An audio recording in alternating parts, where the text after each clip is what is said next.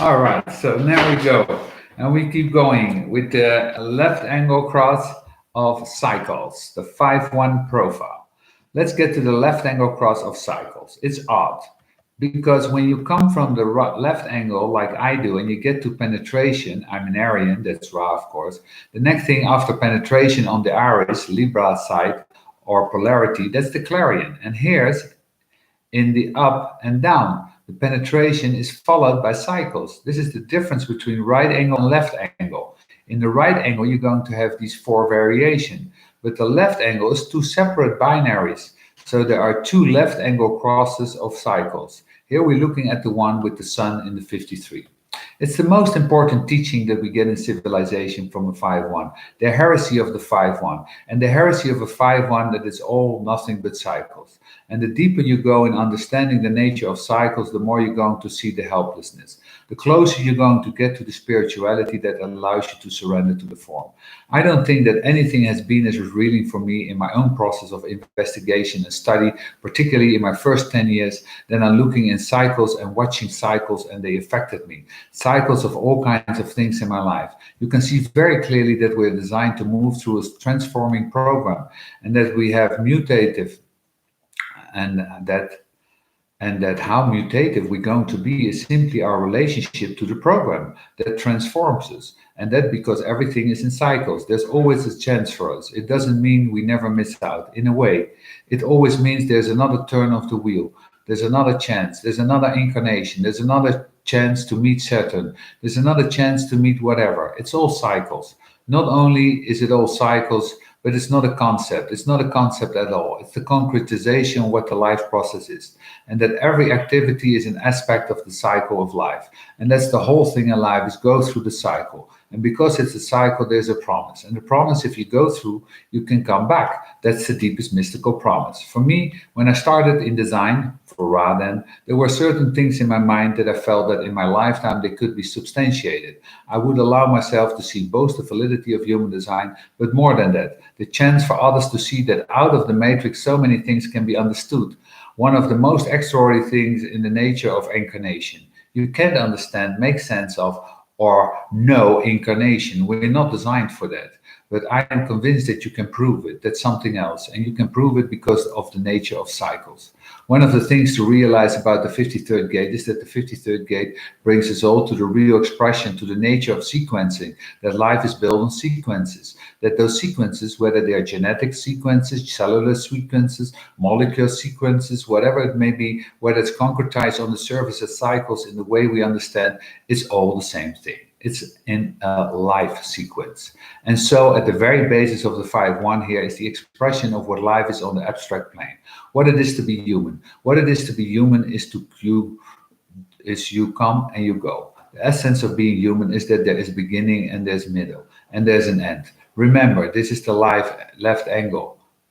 It isn't as stuck as the surface as the penetration. You've moved along. Because we have been unable to prove cycles at one level, has led to our belief structures, our concept about what continuity is in the life force. On the other side, scientifically, we have grown to see, particularly in the last 400 years, all kinds of cycles. And we have to come to understand basic things about life itself. That life itself is all about various cycles, cycles of birth, death, decay, and birth, all the life cycles on the planet, on the plane. And the more we see things are cyclical, the more obvious it is that so existent that is so the life force and the consciousness force. I actively pursue proving incarnation, which is about proving this validity of sequencing from our perspective. And here's the gate where it all begins. If you don't have the left angle of cycles, you don't get it. You just don't get it. As we move towards the ends of civilization, form has to be reminded of something, that form is always available. And basically, when you're looking at the 53, the symbol, I would like you to keep in mind that it's a symbol of the house in the country in the dark. You're trying to find it, and there's a candle in the window. It's that candle in the window that calls us. And this is the beauty of the potential of the 5-1. It reminds us that there's always going to be a place that we return to. It reminds us that there's truly no beginning or no end. It's the closest we get in the configuration to the expression of the alpha and the omega. This is all there in the 53. Most 53s are depressed. They're depressed that they're not free. They're depressed because they think that one cycle should end and so they can start another, instead of realizing that we're not in control of that. What begins ends when it ends. Nothing more, nothing less. This is also a deeply, deeply superstitious configuration. Fives are paranoid. There are certain crosses where the 5-1 is superstitious. This is one of them. And it's in the fear of the cycle. It's like somebody who's afraid of their Saturn return, afraid that they're going to have a midlife crisis or their Uranus opposition. There's a paranoia about the cycle. Uh-oh, here it comes again. And all that build up to a potential disaster. So there is fear in that. Now, there's a good reason for that. Paranoia is the 5th, is not misplaced. It would like to give you up mine. I'm in a hurry to give it up. It makes me very alert. It's very handy to have. But the thing is that we should be paranoid about cycles, because it's all about cycles. And what goes around does come around. It's what it's all about. Pay attention. There are people in the world who should know better, who don't understand that it's all the cycle, that no matter how far away you think you're going to come back and get you.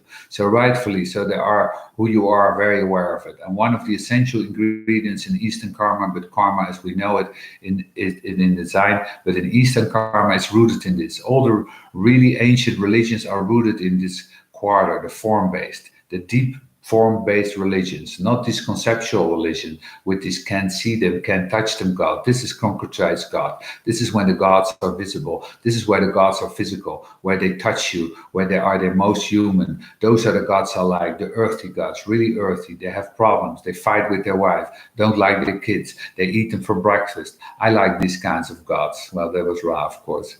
The moment you get into the monotheism, it's spooky. They don't get to the bathroom. They don't have lovers. They have a conversation once in 18 millennium with somebody. Boring, boring, boring creatures. I'm much happier with civilization gods. They're quite impressive. And you meet them here. And the superstitions are there. Well, then I started the last time I really worked. And I was wearing these gloves. Or shit, I haven't had a coin in my pocket. Those funny things that are attached to the superstition of the cycles. Then we get to the 5-2. The 5-2 has a secret collection psychoanalysis. There's so much bullshit in this left angle. I guess that's what I've been dealing with in trying to describe it. The right angle is under so much pressure and it's so uncomfortable. It's got to start. I can't go any further, and we know that. It can't go any further with the rest. So what is the left angle to do? The left angle says, that's okay. There's a middle. There's an end. There's a middle. There's an end. Just get started. Just get started. Just get started. What a trap. What a sales pitch. You really have to understand what a trap. The left angle says, once you get started, it's okay. Don't worry. If you keep on digging, you will reach China. Don't worry. Just dig. Don't worry about the rest of it. Don't tell me about your problems. Just dig the hole. Well, eventually get there. I promise.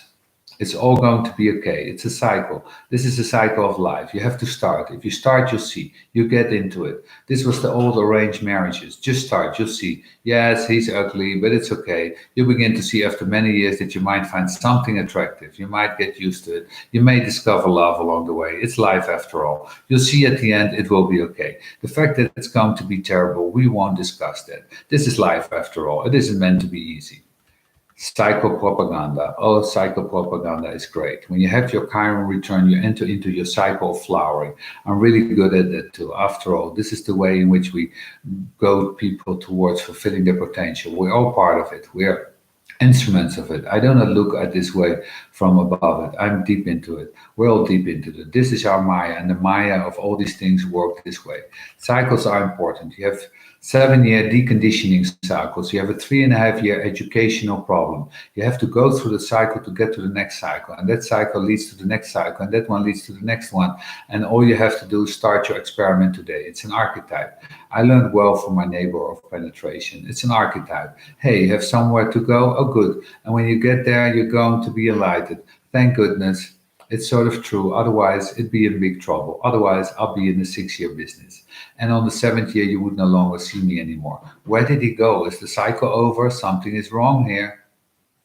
So I want you to keep in mind the salesmanship that's in all of this. I don't know most of the worldviews with being ignorant. I guess you don't notice. If you don't notice how beautiful it is here, how special it is to be alive, to be human, the perfection of what it is to be oneself, they don't know all that stuff. And this kind of propaganda is the only thing they can do under circumstances. We live on a planet, on a plane, that is densely not self. A plane that is emotional generative, that rises and falls on a wave of frustration, that permeates the entire planet. We need as many cheerleaders to consciousness as we can get. Even if it's bogus, it doesn't matter. We already know that. Send somebody on the way, and maybe we find a way, whatever the way may be, whatever the way may be. Nobody ever come directly to human design except a few young people. Most people came here through some courteous road, through the New Age boundaries. What fascinated me the most is that if you strip away the not self on the plane, you don't really get what you think. So much of where we're going demands that the not self stays in place. One of the things I know about transforming humanity is that it's not about transforming everyone. It isn't. No, not now anyway. Maybe in a couple of centuries, maybe after the split, maybe after all of what would be possible. But some of the most essential ingredients for the mutation that has taken place is the functionality of the not self. It's quite predictable. There's so many people starting so many stupid things because they think that when they finish it, they will get some kind of reward. What to do? It's never going to happen. No reward, nothing. Just being in the form